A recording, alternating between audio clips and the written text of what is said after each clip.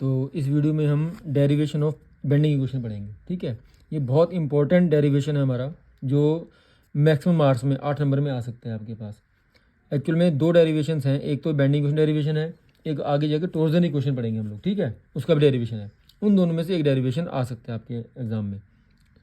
तो इस बार हम इसको डेरिवेशन ऑफ बेंडिंग इक्वेशन पढ़ लेंगे। ठीक है, तो आपको जैसे मैंने बताया, यहाँ पे डायग्राम देख रहे हो आप, एक इसमें बीम है हमारे पास। तो बीम का हमने एक छोटा सा पार्ट ले रखा है। ठीक है, जैसे ये हमारी पूरी बीम चली आ रही है, इसका मतलब है, जैसे मैं ये कर रहा हूँ, इसका मतलब क्या है कि ये बीम लंबी चलती आ रही है, अभी और भी लंबी चल रही है। हमने क्या किया, जैसे आप बुक में चेक कर सकते हो, इसमें हमने छोटा सा एक ABCD एक छोटा सा पार्ट लिया हमने इसका, A B C और D। ठीक है, हमने इस पे हमने बेंडिंग मोमेंट लगाया हुआ है।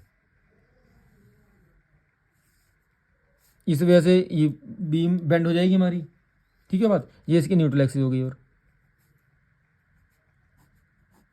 न्यूट्रल एक्सिस होगी हमारी, ये सेंट्रल एक्सिस हम बोलते हैं। ठीक है, जब हमने इस पर फोर्स लगाया, बेंड किया उसको, तो इस हिसाब से बेंड हो जाएगी ना। ये देखो ध्यान से एक बार,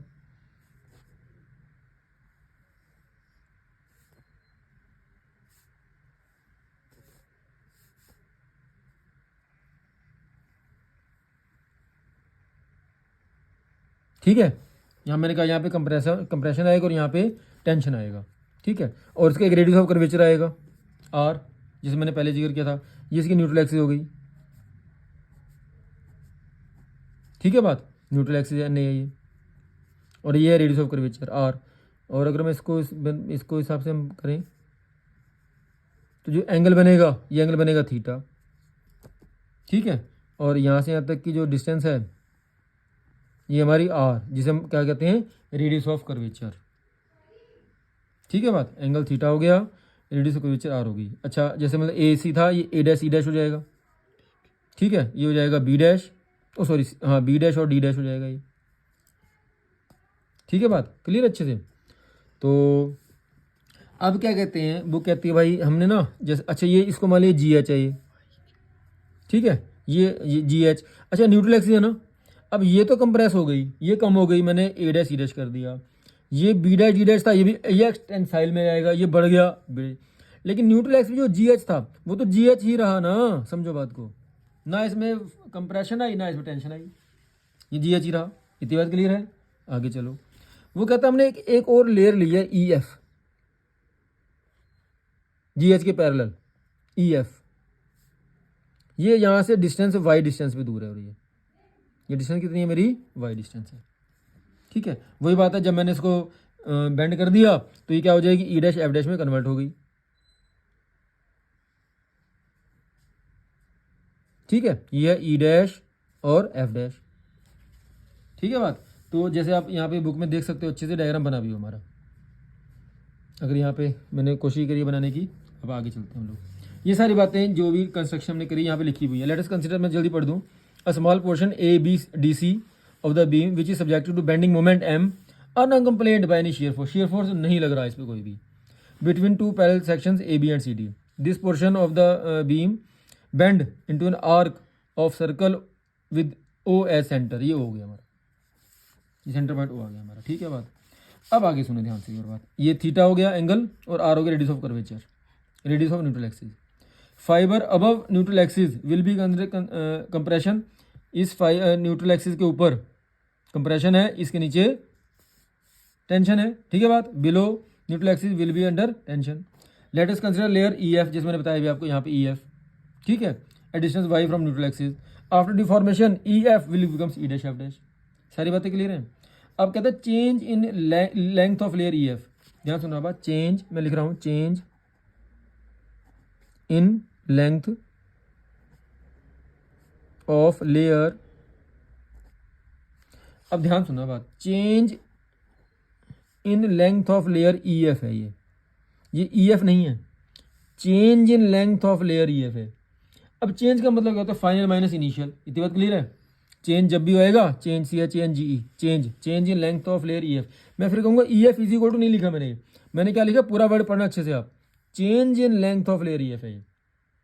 EF की जो लेयर EF है, उसकी लेंथ में कितना चेंज हुआ, इसके बारे में जिक्र है। और चेंज का मतलब क्या होता है, फाइनल माइनस इनिशियल। मतलब फाइनल लेंथ कितनी होगी, ई डैश एफ डैश हो गई या नहीं हुई। इनिशियल क्या थी, ई एफ थी। अब देखो आपको सर ई एफ यहाँ भी लिखा है, ई एफ यहाँ भी लिखा, कन्फ्यूज मत हो जाना भाई आप लोग। मैं फिर कहूँगा change in length of layer E F है ये, is equal to E dash F dash minus E F. इतनी बात क्लियर है। अब आगे चलो, मैंने कहा ई डैश एफ डैश तो ठीक है यहाँ पे हमारा, माइनस ई एफ। मेरी बात सुनो ध्यान से, यहाँ पे जी एच था और ये ई एफ था, दोनों सेम है, पैरेलल हैं। ई एफ के बदले मैं जी एच लिख सकता हूँ, नहीं लिख सकता, पहले बताओ। इतनी बात भी क्लियर है। अब यहाँ पे आ जाओ। अब मेरी बात सुनो, एक्चुअल में एक सर्कल है मान लो, ठीक है, उसका सेंटर पॉइंट है यहाँ से यहाँ तक। मुझे ये मान लो आर्क है ए बी, ये एंगल क्या है, थीटा, सॉरी थीटा, और ये रेडियस है आर, ये एंगल थीटा और रेडियस आर। तो मुझे आर्क ए बी निकालनी हो तो उसके लिए फॉर्मूला याद है आपको, क्या होता है, आर्क ए बी का फॉर्मूला होता है R into theta. Arc A B का फॉर्मूला क्या है, आर इंटू थीटा। ये याद रखना, आपने पहले 10th वाले में कभी पढ़ रखा कई बार। आर्क ए बी ये चीज़ है, इसका फॉर्मूला होता है आर इंटू थीटा। नहीं पढ़ा तो मैंने पढ़ा दिया आपको, ध्यान रखना ये बात। आर्क ए बी का फॉर्मूला क्या, आर इंटू थीटा। अब यहाँ पे आ जल्दी से। अब आर्क है ये, E dash F dash R की तो है ये। अच्छा मेरी बात सुनो, ये वाई था तो यहाँ से यहाँ तक डिस्टेंस ये भी वाई तो हो जाए, कोई दिक्कत तो नहीं इसमें, ये भी वाई है हमारी यार। तो मुझे निकालनी है आर्क ई एफ के लिए फॉर्मूला क्या बनेगा, R plus Y into theta. क्या ये बात ठीक है, R plus Y into theta. R plus Y, E dash F dash तक आना है मुझे, R plus Y into theta, radius into angle. इतनी बात क्लियर है। Minus G H, G H यहीं तक है, इसमें आर इंटू थीटा लिख दूँ सिर्फ बस, आर इंटू थीटा। इतनी बात क्लियर है। ये बस दोनों को सॉल्व करो, R theta plus Y theta minus R theta, इससे कट जाए। तो change in layer of E F, change in length of layer E F क्या आ गया मेरा, वाई इंटू थीटा। ये चेंज ऑफ लेंथ आया है, change of length in of layer E F. इतनी बात क्लियर है। यहाँ तक वाई थीटा आ गया। देखो यहाँ तक मैंने पहुँचा दिया आपको यार, ये डेरिवेशन पूरा यहाँ चल रहा है, ये सारी बातें वही लिखी है इन्होंने। बताइए क्यों लिखा सब कुछ हुआ बुक में यार, मैंने तो बताया ना क्यों लिखा, कैसे लिखा है, कितना लिखा हुआ है, वाई थीटा आ गया। ठीक है, नेक्स्ट हमारा, अच्छा स्ट्रेन एनर्जी के लिए फॉर्मूला क्या होता है बताओ। अच्छा स्ट्रेन, स्ट्रेन को हम रिप्रेजेंट करते हैं एप्सिलॉन से है ना। स्ट्रेन एनर्जी, स्ट्रेन सिर्फ strain, sorry strain, strain of layer E F, strain in layer E F, strain. उसके लिए formula change in length upon original length. सही बात, change in layer length of layer E F upon original length of E F. इतनी बात clear है। देखो लिखी हुई है यहाँ पे यार। तो चेंज मैंने निकाल दिया आपके लिए, क्या निकाले, y into theta upon original length of E F ही है या नहीं है, ई एफ कह लो या जी एच कह लो, एक ही बात है। जी एच के लिए फॉर्मूला क्या लिखा, आर थीटा। जी एच क्या था हमारा, आर थीटा। मैं आर थीटा लिख रहा हूँ यहाँ पे, समझ आई बात। ये आर थीटा कैसे आ गया, और change in length of E F upon original length of E F. Change in length मैंने निकाल के दिखा दिया आपको, original length E F is equal to G H मैंने लिखा दिखाया हुआ आपको यहाँ पे। देखो जरा, ई एफ जी एच के बराबर है, जी एच क्या है मेरा, आर इंटू थीटा है। तो थीटा थीटा कैंसिल, क्या रह गया, स्ट्रेन क्या आ गई, वाई अपॉन आर आ गई। इतनी बात क्लियर, यहाँ तक पहुँच जाओगे अच्छे से। स्ट्रेन क्या आ गया हमारा, आर। अच्छा अब आपको पता ही है, एक बार तो स्ट्रेन आ गया हमारा यहाँ से वाई अपॉन आर, स्ट्रेन क्या आया, वाई अपॉन आर। ठीक है बात ये। अच्छा स्ट्रेन, अच्छा हुक्स लॉ, मैंने कहा था इसके लिए हुक्स लॉ ओबे करवाना है हमने। तो हुक्स लॉ के लिए फॉर्मूला क्या है, within elastic limit stress is directly proportional to strain, या stress is equal to E into strain. अगर मुझे यहाँ से स्ट्रेन निकालनी पड़ जाए तो क्या हो जाएगी, सिग्मा अपॉन ई, या नहीं रहेगी। समझो बात को यार। एक तो यहाँ से स्ट्रेन निकल के आई है, एक स्ट्रेन हुक लॉ से निकल के आई है, दोनों सेम इक्वल तो हैं। मैं दोनों को इक्वेट कर दूँ, करेंगे इक्वेट, देखने ध्यान से। तो y upon R is equal to sigma upon E, या इसको ऊपर क्रॉस मल्टीप्लाई करोगे, सिग्मा अपॉन वाई, ये ऊपर आ जाएगा, नहीं ई ऊपर जाएगा, is equal to E upon R. Sigma upon Y is equal to E upon R. यहाँ तक आ गई मेरी फर्स्ट इक्वेशन मान लो। ठीक है बात क्लियर अच्छे से, यहाँ तक पहुँच जाएंगे हम। Sigma upon Y is equal to E upon R. कहते हैं इसलिए थोड़ा इसको ऐसे लिख सकते हैं, वाई ऊपर ले जाओ, वाई क्रॉस मल्टीप्लाई करके ऊपर ले जाओ। तो सिग्मा क्या आ गया, Y into E upon R. ठीक है बात, या इसको ऐसे भी लिख सकते हैं हम लोग, जैसे लिखा उन्होंने E upon R into Y, जैसे मैं समझ लो। ठीक है, सिग्मा इज क्या हो गया हमारा, E upon R into Y. इतनी बात क्लियर है। अब जो यहाँ पे ई है क्या, ई है यंग्स मॉडल्स ऑफ इलास्टिसिटी, और ये कांस्टेंट होता है। और मैंने बेंड कर दिया भाई, जो value I radius of curvature इसके बारे में जिक्र था आर, ये भी कांस्टेंट है। वाई हो सकता है चेंज होता रहे, ठीक है। तो मतलब ये कहने का मतलब है जो स्ट्रेस है, जो सिग्मा है यहाँ पे, वो डिपेंड कर रही है इस वाई पर। जैसे से वाई बढ़ेगा स्ट्रेस बढ़ती जाएगी, जैसे वाई कम होता जाएगा स्ट्रेस कम होती जाएगी, क्योंकि ई भी कांस्टेंट है और आर भी कांस्टेंट है। ये वाली बात यहाँ लिखी हुई है, तो मैं पढ़ दूँ आपके लिए ताकि आपको कंफ्यूजन आ रहा है कुछ भी। कहता है here E and R constant for a given beam, hence stress in any fibre is proportional to the distance of the fibre from the neutral axis. ये वाई के बारे में जिक्र है। वाई एक्चुअल में यहाँ पे जो मैंने कहा यहाँ से यहाँ तक की डिस्टेंस है। आगे जाके मैं एक बात बताऊंगा आपको। मान लो ये मेरी कोई बीम का क्रॉस सेक्शनल एरिया है यहाँ पे और ये इसकी न्यूट्रल एक्सिस है, तो वाई क्या है, न्यूट्रल एक्सिस से एक्सट्रीम फाइबर तक की डिस्टेंस को हम आगे जाके वाई मानेंगे। कंफ्यूज ना हो, आगे जाके बताऊंगा। फिलहाल वो कह रहे हैं यहाँ पे इस लिखे ना, stress in any fibre is proportional to the distance of the fibre from the neutral axis. Distance of the fibre, fibre वो इसी को कह रहा है भाई, जो लेयर अलग अलग लेयर्स है ना, उसकी डिस्टेंस को कह रहा है वहां से वहां तक की न्यूट्रल एक्सिस से। ये भाई कह रहा है, ठीक है बात।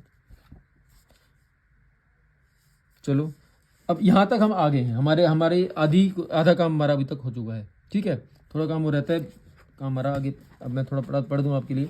वो कहता है जैसे मैंने अभी एग्जाम्पल लिया यहाँ पे, आप सेट किया आपके लिए, इसको दोबारा बना देता हूँ मैं। कहते हैं हमारा कोई बीम का क्रॉस सेक्शनल एरिया यहाँ पे चल रहा है हमारा, और ये इसकी न्यूट्रल एक्सिस है भाई। कहता है यहाँ से यहाँ तक मान लो मैंने अलग अलग इसको एलिमेंट्री स्ट्रिप में कन्वर्ट कर दिया है। मान लो यहाँ पे इसका एरिया A1 है, यहाँ पे इसका एरिया A2 है, ठीक है बात। यहाँ से यहाँ तक डिस्टेंस Y1 है, ये डिस्टेंस यहाँ से यहाँ तक की Y2 है। कह रहे हैं यहाँ पे let us consider elementary areas A1 A2 etcetera at distance Y1 Y2 respectively from the neutral axis. Sigma 1 sigma 2 with the stresses, sigma 1 sigma 2 stress आएंगी एलिमेंट्री एरिया A1 A2 पर। अच्छा, स्ट्रेस के लिए फॉर्मूला होता है क्या वैसे बताओ भाई? सिग्मा का फॉर्मूला क्या होता है बताओ? Stress is equal to force per unit area. अगर मुझे फोर्स निकालना हो तो फोर्स क्या हो जाएगा? सिग्मा इंटू ए। इतनी बात क्लियर है? फोर्स क्या हो जाएगा? सिग्मा इंटू ए। वो यहाँ पे कह रहा है फोर्स। अब यहाँ पे देखो सिग्मा A1 के लिए बात नहीं है यहाँ पे, force on elementary area A1। आप F1 कह सकते हो उसको, जैसे मैं समझ लो आप। Force on elementary area A1, इस A1 पर कितना फोर्स लगा हुआ है? मैं P1 लिख दूँ इसको, कोई बात नहीं, आपको बता दूंगा आपको। Sigma 1 into A1। क्या ये बात ठीक है? एरिया छोटा ले लेते हैं लोग। अगर P2 के लिए जिक्र है तो क्या हो जाएगा? सिग्मा 2 इंटू A2 हो जाएगा। इतनी बात क्लियर है? And so on. अच्छा, मोमेंट के लिए फॉर्मूला बताओ। मोमेंट का फॉर्मूला क्या होता है? मैंने कहा था फोर्स को परपेंडिकुलर डिस्टेंस मिलेगी तो मोमेंट आएगा। तो फोर्स इंटू डिस्प्लेसमेंट है, फोर्स इंटू डिस्टेंस होता है। फोर्स मैं निकाल चुका हूँ यार। तो फोर्स अगर F1 के बारे में जिक्र किया जाए, सिग्मा 1 A1 इंटू Y1, क्या ये बात ठीक है? Force into displacement, force into distance. इस फोर्स को डिस्टेंस मिल गई है 1 के लिए, क्योंकि सभी जुड़ेंगे, plus sigma 2 A2 into Y2। क्या ये बात ठीक है? प्लस आगे चलता रहेगा, 3 ले लिए 3 ले लिए, 4 ले लेंगे। ठीक है बात क्लियर अच्छे से? और हम दूसरी बात एक पढ़ चुके हैं यहाँ से, हम sigma upon Y is equal to E upon R, ये पढ़ चुके हैं ना। तो सिग्मा इज इक्वल टू क्या हो जाएगा हमारा? यहाँ से सिग्मा मैंने लिखा हुआ है यहाँ पे Y into E upon R, Y into E upon R. तो सिग्मा 1 की जैसे मान लो सिग्मा 1 लेना है मैंने, सिग्मा 1 क्या हो जाएगा? मैंने कहा ई और आर तो कॉन्स्टेंट है तो वाई 1 हो जाएगा। सिग्मा 2 लेना है, सिग्मा 2 क्या हो जाएगा बोलो? वाई 2 ई अपॉन आर हो जाएगा, क्योंकि ये तो कॉन्स्टेंट ही है। वैल्यू पुट करो सिग्मा 1 सिग्मा 2 की, यहीं पे वैल्यू पुट करनी है हमने। तो m क्या आ गया यहाँ से? सिग्मा 1 ये रहा, इसके बदले में ये सारी वैल्यू पुट करूंगा। और नहीं बात समझ में आई? तो y1 E R into A1 into Y1, ठीक है बात। प्लस सिग्मा 2 क्या है यहाँ हमारा? सिग्मा 2 क्या है हमारा? देखो ये बात ध्यान से, अब y2 E upon R A2 into Y2 and so on चलता चला जाएगा। ठीक है बात। थोड़ा मैं इसको दोबारा रिपीट करके लिखूंगा यहाँ पे, ध्यान सुनना। m क्या आया हमारा? y1, m क्या आया हमारा? y1 ई अपॉन आर क्योंकि कॉन्स्टेंट में पहले लिख देता हूँ। y1 A1 into Y1 plus दोबारा लिख रहा हूँ E upon R y2 into A2 into Y2 and so on चलता चला जाएगा। ठीक है बात। यहाँ मैंने पीछे लिख दिया। अब y1 यहाँ भी है, 100 हो जाएगा। y1 यहाँ भी है, y1 यहाँ मल्टीप्लाई हो रहा है। और तो ई अपॉन आर अगर मैं कांस्टेंट निकाल दूँ निकल जाएगा, यहाँ भी है यहाँ भी, क्या रहेगा a1 y1 square plus a2 y2 square and so on. अच्छा मैंने आपको बता रखा है भाई, आपने मोमेंट ऑफ इनर्शिया पढ़ा था आई, मैंने कहा था a इंटू के स्क्वायर होता था वो, ये भी डिस्टेंस थी ना, तो इसको रिजेंबल करना है हमने यहाँ पे a इंटू वाई स्क्वायर के साथ, समेशन है सबका, सबका जोड़ होता है, तो एक्चुअल में ये मोमेंट ऑफ इनर्शिया ही आएगा सबका जोड़ करके, समेशन यहाँ पे लगता है यहाँ पे मेरा, ठीक है। तो मैं लिख रहा हूँ m is equal to E upon R into I, ये आई आ गया मोमेंट ऑफ इनर्शिया, देखो यहाँ पे बुक कह रही है आपकी वाली बात। तो m अपॉन आई को नीचे ले जाओ, m upon I is equal to क्या हो गया e अपॉन आर, और e अपॉन आर मैं पहले शो कर चुका हूँ, e upon R is equal to sigma upon Y, ये मैंने यहाँ पे निकाल रखा है, e upon R is equal to sigma upon Y, तो e upon R is equal to sigma upon Y. तो ये it's all about your bending equation, जो यहाँ पे दे रहा है m upon I is equal to sigma upon Y is equal to e upon R, this the above equation is known as bending equation. आप इसमें एज इट इज रट लो भाई अच्छे से यार, m upon I is equal to E sigma upon Y is equal to E upon R, इसने ऐसे लिखा है तो ऐसे लिख देते हैं m upon I is equal to sigma upon Y is equal to E upon R, इसको एज इट रट लो भाई, दोनों सेम है बराबर है, कोई दिक्कत की बात है, ठीक है। बाकी सारी बातें अगली वीडियो में होंगी।